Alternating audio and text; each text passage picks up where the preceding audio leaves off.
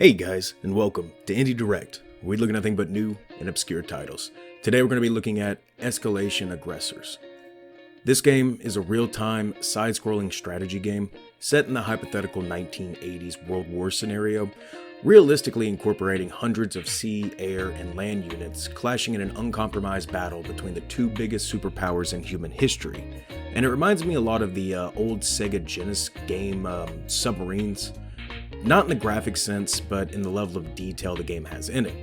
All of the aircraft, ships, and subs in the game currently all have missiles and guns matching the periods of their craft, and the amount of military crafts you can actually select in this game are sometimes overwhelming. The people putting this game together have done a lot of research, put many hours into making sure that it was as accurate as possible, and if you're a person who loves military equipment and armament, this may be a game for you. Gameplay is a unique one, being a 2D side-scroller where you send out waves of forces to clash with the enemy.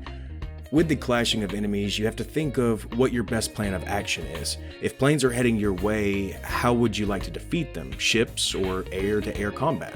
Before you start the match, you have to select your craft. You're able to look at the entire enemy units to get a good idea of how you want to go about your victory. Once out in the battlefield, there are a few things that you have to watch out for. Unit limits in the campaign, which are set out from the beginning of the match.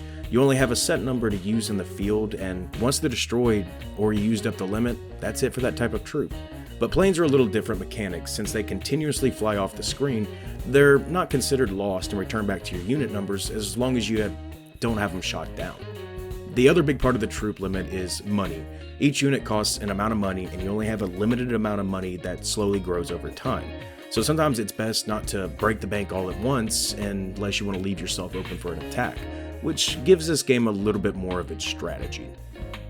Graphics are an interesting mix that feels like a retro game from the 80s and a cyberpunk feel, with the combat background being this beautiful sunset with purple and red tones that are very easy on the eyes when you're playing the game. And sound design and music are also like something from the 80s, like the electro style music playing in the background. And the sound effects are slightly beneath the music, so they're not really easy to hear in most cases, but from what I could hear, they still sounded very nice. Currently the game is in early access, but the developers do have great plans for this game. Land warfare and nuclear weapons and endless opportunities for modding, creating your own campaign scenarios and units. So it has endless possibilities for where it can go, and once the community gets in, the fun's only going to get better. So for $5, I mean, honestly, you can't beat the price of the game with a lot of gameplay and content coming this way. But hey guys, if you're interested in the game, I'm going to leave it down in the description below. And if you liked the video, leave a like. It lets us know if we're doing something right. And if you do play the game, leave a comment down below after you played some and tell me what you thought of it. And hit the subscribe button if you guys want to see more indie games. But I'll catch you guys in the next one, and have fun.